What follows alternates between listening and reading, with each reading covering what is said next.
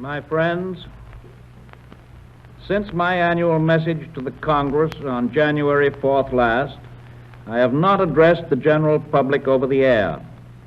In the many weeks since that time, the Congress has devoted itself to the arduous task of formulating legislation necessary to the country's welfare. It has made and is making distinct progress. Before I come to any of the specific measures, however, I want to leave in your minds one clear fact. The administration and the Congress are not proceeding in any haphazard fashion in this task of government. Each of our steps has a definite relationship to every other step. The job of creating a program for the nation's welfare is in some respects like the building of a ship. At different points on the coast where I often visit, they build great seagoing ships. And when one of these ships is under construction and the steel frames have been set in the keel, it is difficult for a person who does not know ships to tell how it will finally look when it is sailing the high seas. It may seem confused to some, but out of the multitude of detailed parts that go into the making of the structure, the creation of a useful instrument for man ultimately comes. It is that way with the making of a national policy. The objective of the nation has greatly changed in 3 years. Before that time, individual self-interest and group selfishness were paramount in public thinking. The general good was at a discount. 3 years of hard thinking have changed the picture. More and more people, because of clearer thinking and a better understanding, are considering the whole rather than a mere part, a part relating to one section, or to one crop, or to one industry, or to one individual private occupation. That is a tremendous gain for the principles of democracy, for the overwhelming majority of people in this country know how to sift the wheat from the chaff in what they hear and in what they read. They know that the process of the constructive rebuilding of America cannot be done in a day or a year, but that it is being done in spite of the few who seek to confuse them and to profit by their confusion. Americans as a whole are feeling a lot better, a lot more cheerful than for many, many years. The most difficult place in the world to get a clear and open perspective of the country as a whole is Washington. And I am reminded sometimes of what President Wilson once said. So many people come to Washington who know things that are not so, and so few people who know anything about what the people of the United States are thinking about. That is why I occasionally leave this scene of action for a few days to go fishing or to go back home to Hyde Park, so that I can have a chance to think quietly about the country as a whole, to get away from the trees, as they say, and to look at the whole forest. This duty of seeing the country in a long-range perspective is one which in a very special manner attaches to this office to which you have chosen me. Did you ever stop to think that there are, after all, only 2 positions in the nation that are filled by the vote of all of the voters, the presidency and the vice presidency? That makes it particularly necessary for the vice president and for me to conceive of our duty towards the entire country. I speak, therefore, tonight to and of the American people as a whole. My most immediate concern is in carrying out the purposes of the great work program just enacted by the Congress. Its first objective is to put men and women now on the relief rolls to work, and incidentally to assist materially in our already unmistakable march towards recovery. I shall not confuse my discussion by a multitude of figures. So many figures are quoted to prove so many things. Sometimes it depends on what paper you read or what broadcast you listen in on. Therefore, let us keep our minds on 2 or 3 simple, essential facts in connection with this problem of unemployment. It is true that while business and industry are definitely better, our relief rolls are still too large. However, for the first time in 5 long years, the relief rolls have declined instead of increased during the winter months, and they are still declining. The simple fact is that many million more people have private work today than 2 years ago today, or 1 year ago today. And every day that passes offers more chances to work for those who want to work. In spite of the fact that unemployment remains a serious problem, here, as in every other nation, we have come to recognize the possibility and the necessity of certain helpful remedial measures. These measures are of 2 kinds. The first is to make provisions intended to relieve, to minimize, and to prevent future unemployment. The second is to establish the practical means to help those who are unemployed in this present emergency. Our Social Security legislation that I have spoken about before is an attempt to answer the first of these questions. Our work relief program, the second. The program for Social Security that is now pending before the Congress is a necessary part of the future unemployment policy of the government. While our present and projected expenditures for work relief are wholly within the reasonable limits of our national credit resources, it is obvious that we cannot continue to create governmental deficits for that purpose year after year after year. We must begin now to make provision for the future. And that is why our Social Security program is an important part of the complete picture. It proposes, by means of old age pensions, to help those who have reached the age of retirement to give up their jobs and thus give to the younger generation greater opportunities for work, and to give to all, old and young alike, a feeling of security as they look towards old age. The unemployment insurance part of the legislation will not only help to guard the individual in future periods of layoff against dependence upon relief, but it will, by sustaining the purchasing power of the nation, cushion the shock of economic distress. Another helpful feature of unemployment insurance is the incentive that it will give to employers to plan more carefully in order that unemployment may be prevented by stabilizing employment itself. Provisions for Social Security, however, are protections for the future.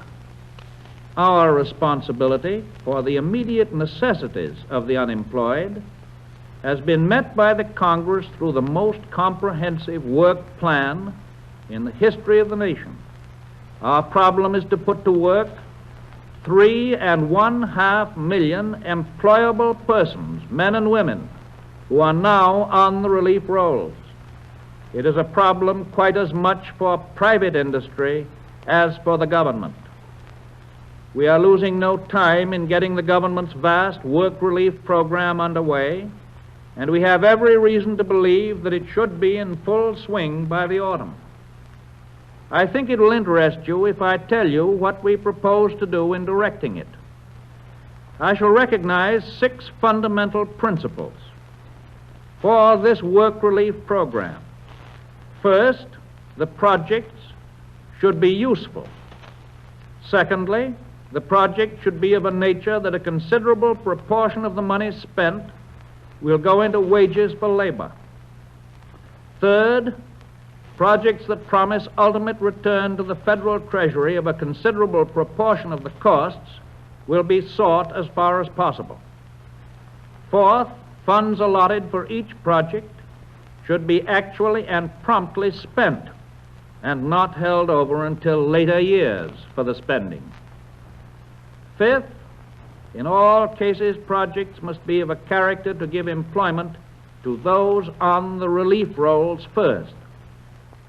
And finally, projects will be allocated to the localities or to the relief areas in relation to the number of workers on the relief rolls in those areas. Next, I think it will interest you to know exactly how we shall direct the work as a federal government.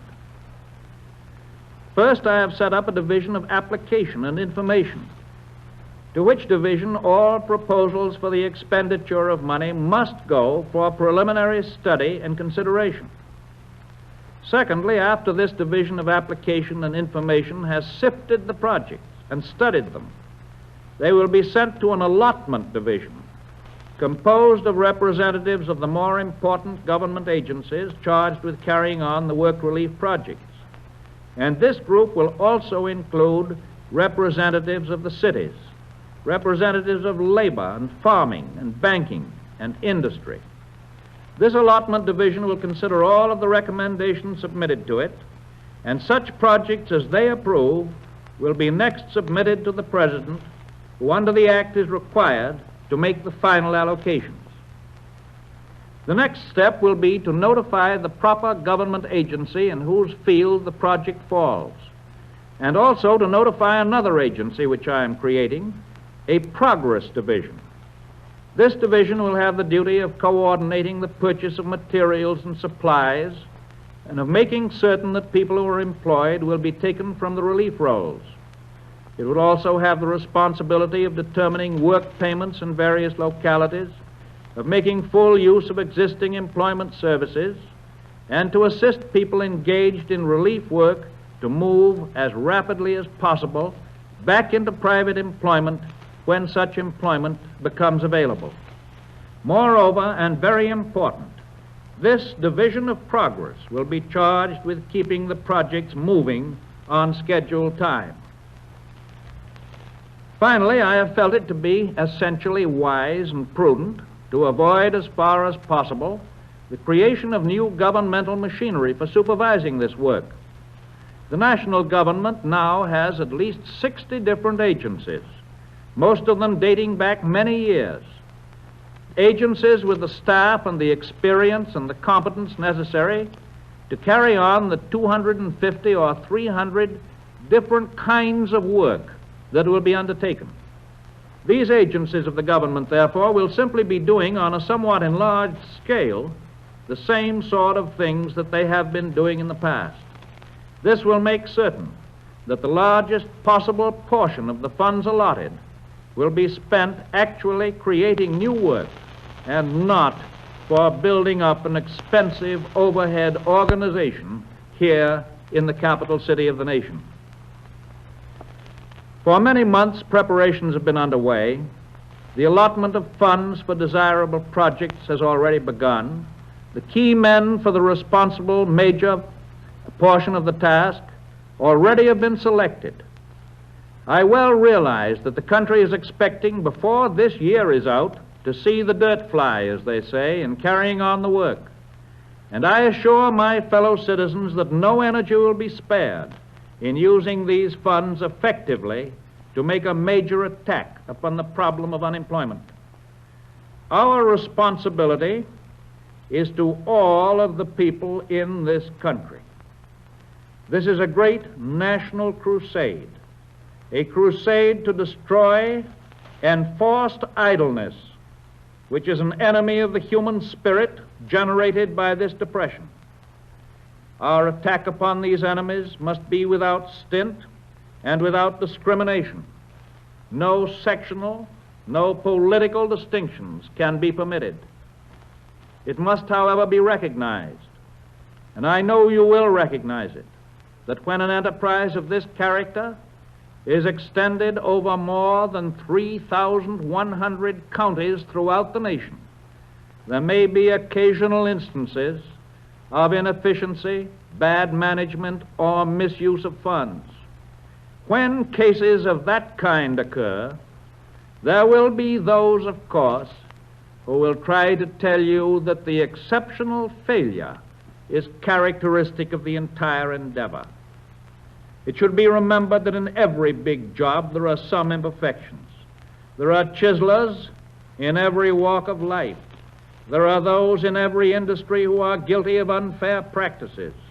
Every profession has its black sheep, but long experience in government has taught me that the exceptional instances of wrongdoing in government are probably less numerous than in almost every other line of endeavor. My friends, the most effective means of preventing such evils in this work relief program will be the eternal vigilance of the American people themselves. I call upon my fellow citizens everywhere to cooperate with me in making this the most efficient and the cleanest example of public enterprise the world has ever seen. It is time to provide a smashing answer for those cynical men who say that a democracy cannot be honest, cannot be efficient. If you will help, this can be done. I therefore hope that you will watch the work in every corner of the nation. Feel free to criticize. Tell me of instances where work can be done better or where improper practices prevail. Neither you nor I want criticism conceived in a purely fault-finding or partisan spirit. But I am jealous of the right of every citizen to call to the attention of his or her government examples of how the public money can be more effectively spent for the benefit of the American people.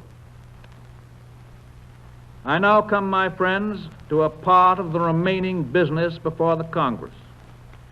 It has under consideration many measures which provide for the rounding out of the program of economic and social reconstruction with which we have been concerned for two years and to which I have often referred.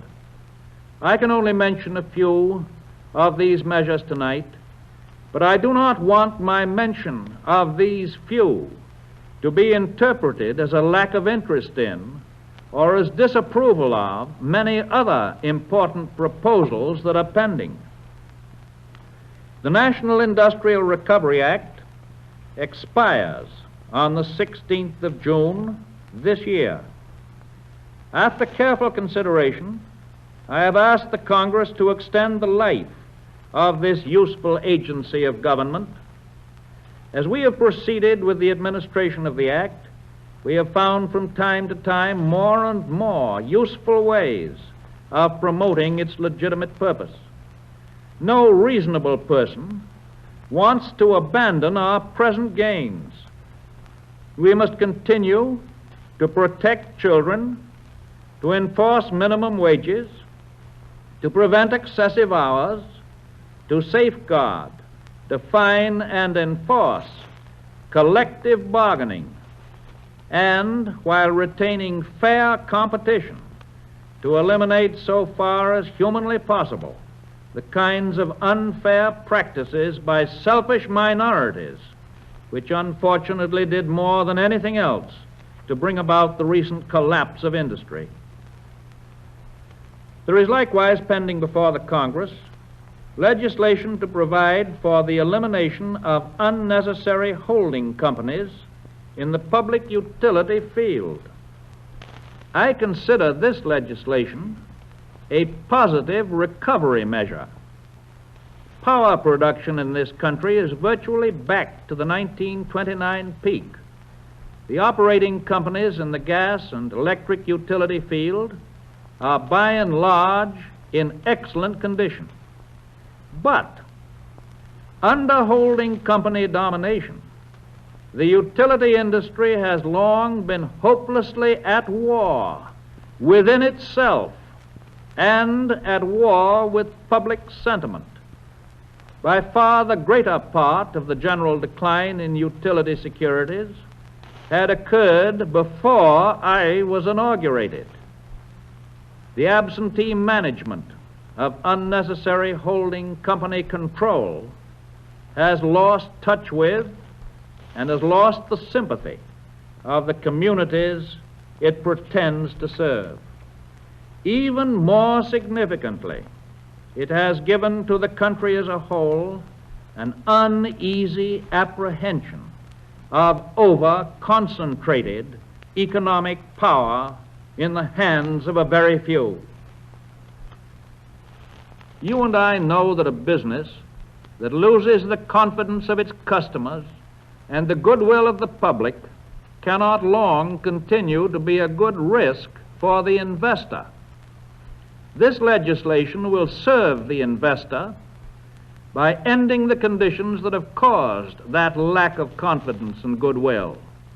It will put the public utility operating industry on a sound basis for the future, both in its public relations and in its internal relations. This legislation will not only in the long run result in providing lower electric and gas rates to the consumer, but it will protect the actual value, the actual earning power of properties now owned by thousands of investors who have little protection under the old laws against what used to be called frenzied finance. And remember that it will not destroy legitimate values. Not only business recovery, but the general economic recovery of the nation will be greatly stimulated by the enactment of another kind of legislation, that designed to improve the status of our transportation agencies. There is need for legislation providing for the regulation of interstate transportation by buses and trucks, to regulate transportation by water, the new provisions for strengthening our merchant marine and our air service, measures for the strengthening of the Interstate Commerce Commission to enable it to carry out a rounded conception of the national transportation system in which the benefits of private ownership are retained while the public stake in these important services is protected by the public's own government. And finally, the reestablishment of public confidence in the banks of the nation is one of the most hopeful results of our efforts as a nation to reestablish public confidence in private banking. We all know, we should all remember, that private banking actually exists by virtue of the permission of and regulation by the people as a whole, speaking through their national government and their state governments. Wise public policy, however, requires not only that banking be safe, but that the resources of banking must be most fully utilized in the economic life of the country. To that end, it was decided more than 20 years ago that the government should assume the responsibility of providing a means by which the credit of the nation might be controlled, not by a few private banking institutions, but by a body with public prestige and authority. And the answer to that demand was the Federal Reserve System. 20 years of experience with that system have justified the efforts made to create it. But these 20 years have shown by experience definite possibilities for great improvement. Certain proposals made to amend the Federal Reserve Act deserve prompt and favorable action by the Congress. They are a minimum of wise readjustment of our Federal Reserve System in the light of past experience and in the light of present needs. These measures that I have mentioned are in large part the program which, under my constitutional duty, I have recommended to the Congress. They are essential factors in that rounded program for national recovery to which I have referred. They contemplate the enrichment of our national life by a sound and rational ordering of its various elements and wise provisions for the protection of the weak against the strong. Never since my inauguration in March 1933 have I felt so unmistakably the atmosphere of American recovery. But it is more than the recovery of the material basis of our individual lives. It is the recovery of confidence in our democratic processes, our republican institutions. We have survived all of the arduous burdens and the threatening dangers of a great economic calamity. We have, in the darkest moments of our national trials, retained our faith in our own ability to master our own destiny. Fear is vanishing. Confidence is growing on every side. Renewed faith in the vast possibilities of human beings to improve their